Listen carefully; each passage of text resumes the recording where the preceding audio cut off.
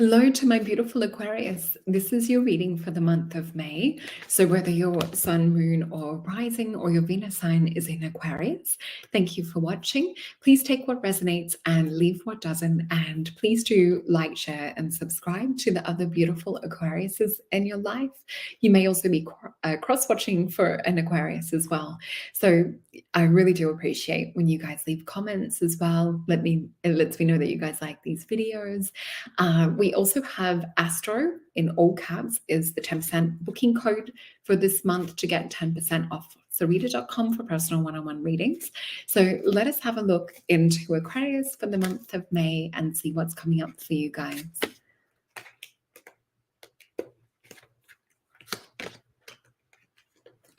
Okay, so we've got 3 cards to feel into right at the start, and we'll feel into these before we flip them over. So the first sign that I'm seeing, or vision that I'm seeing, is a beautiful red rose. Now, with this vision, I do feel the Queen energy around with this. The interesting thing is I'm seeing one petal peel off. It's almost like, you know, when you have a rose in a vase or vase, and you'll see like the rose slowly starts to drop its petals. So we're sometimes looking into, with this kind of symbology, roses generally represent the heart, represent love. It might be where you're possibly like losing patience or losing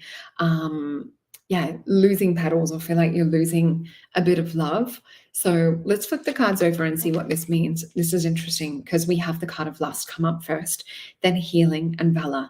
So some of you guys might be feeling that you're actually kind of refocusing on yourself and making sure that you're not dropping too much of who you are in order to please others. So we have this last card. Now we see here as well, she's got her higher self kind of activated, and she's closing off the energy of what everyone else thinks and who she had to be for everyone else. So we see that there's this freedom, this new energy that she's trying to birth. We see that the egg is magnetic, that the sperm are actually just drawn to her.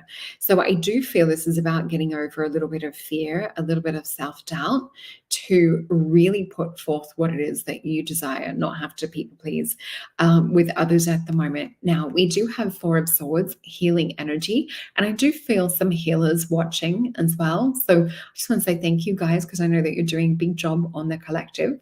And this is Libra energy that we have with Jupiter. So with this, it is a time of reflection, it's a time of stasis, hibernation, going deep within. So some of you might need to kind of preserve that rose that we had the vision of at the start. We also have the 7 of Wands, valor. So it might be looking at like where your battles that you're fighting are perhaps not your battles. Where is your energy being called to that you don't even want to be there, that you're sort of showing up, whether it's out of commitment or feeling that, oh, well, I said I was going to, or because you've invested a lot of time into something. Just reassessing, reevaluate. It's okay to go into hibernation. This is what this Mercury retrograde period is for as well. And this Scorpio full moon that we've just been through. So making sure that you guys get to do that before the 20th of May, which will be a Taurus new moon. It will be sort of setting about the foundation and things, looking at new beginnings and that going forth. So important to do that before then. We have Mars energy with Leo as well. So have a look at like where you are getting called into, out of your peace, out of 4 of Swords, into perhaps a little bit of conflict. Do you need to keep picking the sword and the shield up, is what Spirit is showing me. Is this really preserving that rose? So let's pop these cards in and get some clarifying ones out of my other deck. We'll just say thank you to those cards. All right, let's have a look. Oh. One card jumping out. Do a little backflip over my hand. All right, let's flip these over. Page of Swords, 4 of Wands, 5 of Swords. Yeah, so we could be seeing some words perhaps in relationships that's bringing up a little bit of conflict, a little bit of, you know, kind of feeling stuck or battling each other a little bit at the moment. So Page of Swords, Four of Wands, and for some of you guys, it might just be feeling a little bit done with situations at the moment, or a little bit sort of stuck, like not seeing movement around certain things that you would like to see movement. So if something is not working, we need to do something different to fix it. So this four that we were getting called to with Four of Swords, it might be about healing on a personal level so that the outside reality also changes as well. So we can only truly change from within. So, changing within also changes the frequency of how others kind of see and fit into our reality as well. So definitely check out some law of assumption work for my beautiful Aquarius, especially because we had Four of Swords. So it is about like what you're affirming whilst you're in this beautiful state of hibernation and meditation. Let's get some cards from my Star Tarot. Okay, I'm feeling drawn to picking 3 cards that are sort of shining and sparkling at me from this deck. And I'll flip these over. So we've got King of Wands, 10 of Wands, and we have 5 of Cups. So I do feel very strong energy around people of particular importance that you might sort of be more putting your energy and time into their side of things. So really look into relationships this month, and is there equal care, love and attention given? If not, it might be time to sort of step back a little bit, focus on yourself, see yourself as worthy and deserving, and give yourself that energy. Why is it Spirit always gives me that word?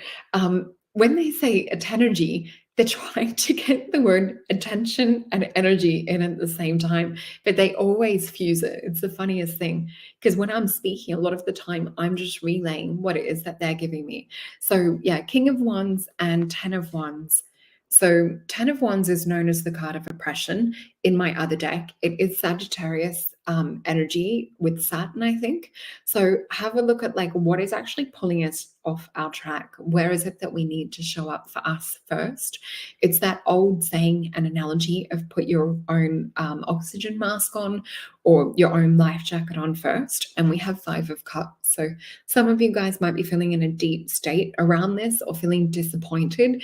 Be careful not to dwell in this space for too long. See how this person is focused on the 3 of Cups, but the 2 of Cups has the rainbow and the butterflies in the background. So we want to bring you back to the love energy of 2 of Cups and connection and commitment and butterflies. There's 7 butterflies here as well. So this is beautiful. It is asking you to feel into the unseen on what is emotionally fulfilling to you. What is it that you choose to focus on? And let's get some Alice in Wonderland cards to have a look into a little bit of a deeper message on what we should be focusing on for my beautiful Aquarius. What is in our best and highest good to focus on for the month of May? Oh, another card just jumping out of the deck. Oh, there's a few here, guys. Okay, read these very quickly. Wheel of Fortune, the pair. So we have the Lovers, and we have the 9 of Swords, the 1 of Flowers, and also the 8 of Swords. So interesting. There's some intense sword energy that we have here as well. So it does look like that there could be to do with love, might also be, for some of you, it feels like, with love and with relationships and things, it feels a little bit like, maybe they feel like soulmate energy. Maybe it feels like that there's a karmic energy around them. Please let me know if this is the case in the comments below.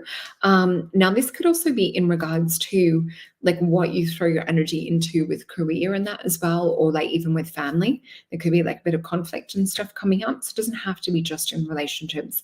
But we have the Wheel of Fortune and the Lovers come up. So the universe is sort of throwing you or giving you a little bit of energy at the moment and a little bit of a test and challenge to sort of remind you of like what's important to you. With this Wheel of Fortune energy as well, I do call it a card of destiny. In my Egyptian-based tarot, it is the god Sebek that is keeping the underworld energies at bay and keeping us protected. So it is really kind of affirming and stating what it is that we desire in a relationship. It might be time to kind of reevaluate, reassess your soulmate list, and even affirming that if you have a current partner, reaffirming using law of assumption to sort of rewrite the program with that relationship. We also have the Nine of Swords, which is often called the card of cruelty. Now, this is Mars and I think Gemini energy from memory. So with this as well, it's just being very careful with our words and calling people out if we are in a relationship, if they are sort of, you know, pointing the finger or placing the blame or always sort of like focused on the negative. We need to step into more of this one of wands energy that we have here as well. Like we need to kind of reassess, have a new beginning. So you might even like to use the affirmation, this is a brand new chapter for us. And if you are single, this is a brand new chapter in my love life. Things of this sort of nature. Then we have the Eight of Swords.